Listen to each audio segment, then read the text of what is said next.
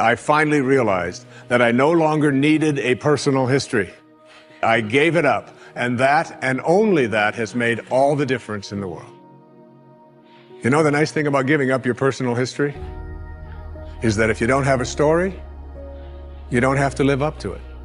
All of us have these bags of manure that we carry around with us called our past, and the people who have done things to us, and the events and the circumstances, all of this stuff that we use and we bond to. And we bond ourselves to these wounds of our past, and we identify ourselves on the basis of these wounds.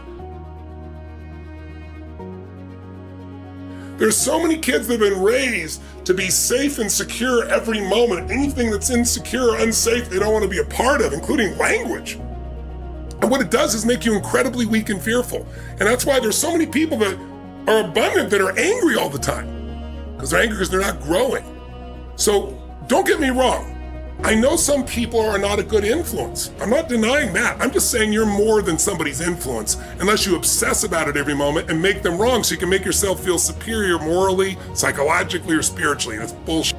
Stop the pattern. We've all done it. Catch yourself. Because if you want joy, happiness, and freedom and an extraordinary life, it will not come from blame. Never. There's no pride that comes from blame. Who wouldn't want to take another go at something and improve on the first try by doing it again?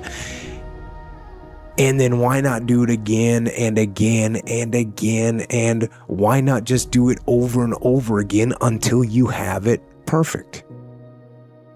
But the fact is, you don't get that chance. You get one shot at this gig right here. Life. One life. That's all you've got. And regret, in and of itself, it's worthless. It does nothing for you. In fact, the only valuable thing in regret is the lesson you learned, the knowledge that you gained. But walking around filled with regret, it gets you nothing. So, learn and move on. Don't let regret beat you down. Don't be a slave to regret. No. Let it teach you. Let it make you better. Let the fear of regret fuel you to take action today, now. To take action now to become a better person. Not filled with regret, but filled with knowledge. Filled with knowledge and strength and power and filled with life.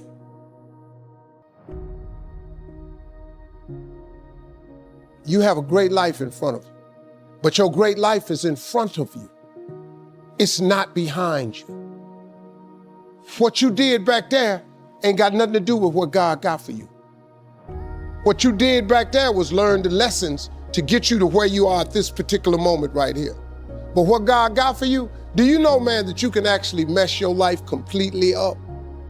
You can jack it all the way up and you can turn around and get it right. You can't solve a problem with the same mind that created it. In order to work at solving these things called problems in your life, you have to change your mind.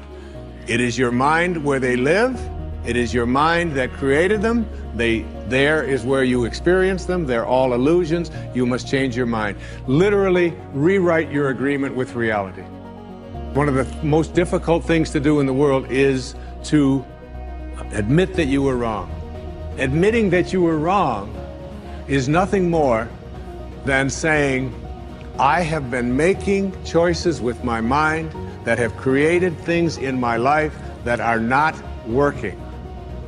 And I no longer intend to continue making those choices. I was wrong. You don't have to make a declaration of it. You don't have to go out and feel guilty about it. You just simply say, it didn't work.